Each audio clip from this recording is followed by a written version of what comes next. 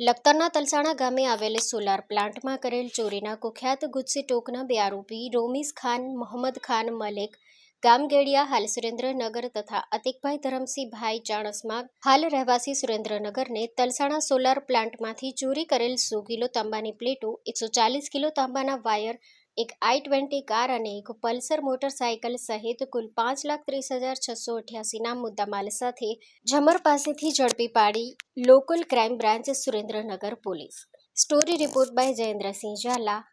Lakhtar.